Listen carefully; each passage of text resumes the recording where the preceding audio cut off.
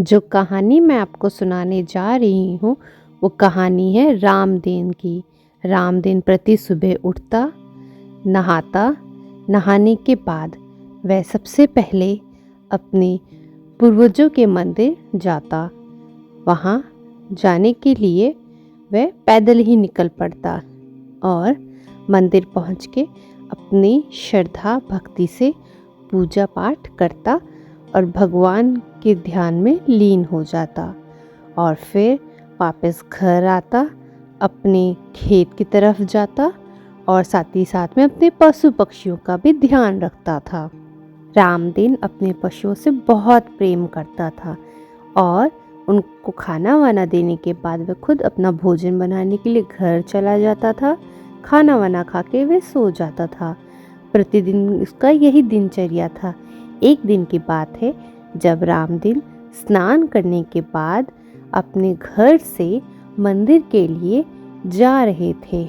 उस टाइम उन्होंने क्या देखा?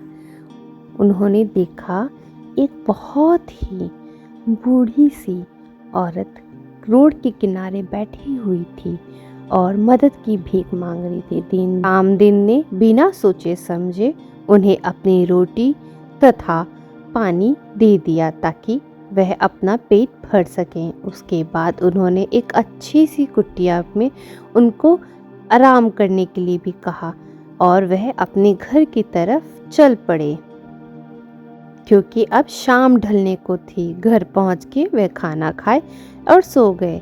तब सपने में उन्हें खुद देवी अन्नपूर्णा नजर आई जो उन्हें बताने लगी कि वह खुद एक बूढ़ी औरत बनके उन परीक्षा ले रही थी और वह उनसे बहुत प्रसन्न है। इसलिए उन्होंने रामदीन को ढेर सारे अनाज का भंडार दिया जिसे पाके वह बहुत खुश हुए। रामदीन ने सुबह उठ के अपनी ये बातें गांव के सभी लोगों को बताई और सभी लोगों को दिखाया भी कि वह अनाज उनके पास है। सभी लोग ये देखकर बड़े प्रसन्न हुए। उन्होंने रामदीन ने ये भी कहा कि पूरे गांव को मैं दूंगा। अभी खुश होकर मंदिर की तरफ फिर जाते हैं और दोबारा से देवी माता जी की पूजा करने लगते हैं। मेरी प्यारी यूट्यूब की फैमिली, ओम नमः शिवाय, राधे राधे, जय श्री कृष्णा। उम्मीद करती हूँ आप सब घर पे कुशल मंगल होंगे। आज मैं बात करती हूँ हमें क्या क्या चीज़ें अपनी शेयर करनी चाहिए, जैसे शेयरिंग द नॉलेज, ज्ञान की बातें बताना या किसी को अपना हुनर सिखाना। उदाहरण के लिए, अगर आप कोई काम जो आपको अच्छे से आता है, चाहे तो वो पढ़ाई हो, कंप्यूटर हो या कोई कला हो, तो किसी ज़रूरतमंद को वो मुफ्त में सिखाइए। जब आप ऐसी कोई काबिल चीज़ें करते हैं तो आप खुद उस फील्ड में और भी ज़्यादा अच्छे हो जाते हैं। Means you called a teacher, a master. या बेजुबानों की सेवा करना, हेल्पिंग द एनिमल्स। इंसान तो अपनी तकलीफ़ें बोल सकता है ना, पर जानवर नहीं बोल सकते, ये तो आप मानते ही हो। तो आपके घर के बाहर पक्षी हों उनको पानी दीजिए, सड़क पर अगर कुत्ते हों तो उन्हें खाना दीजिए। ये काम आपको अंदर से एम्पथाइज मतलब हमदर्दी बढ़ाता है। तो ऐसे काम भी आपको ज़रूर करने चाहिए। छोटी मदद करिए, उससे बहुत बड़ा बदलाव आएगा। जैसे कि ज़रूरी नहीं है कि नेक काम ही हमेशा बड़ा होता है, छोटी छोटी चीज़ें भी हमारे लिए बहुत बड़ी बड़ी चीज़ें कर जाती हैं। जैसे किसी बुजुर्ग को सड़क पार कराना, किसी दुकानदार से तमीज़ से बात करना, क्योंकि आप देखते हो बहुत से ऐसे लोग होते हैं जो दुकानदारों से ठीक से बात नहीं करते।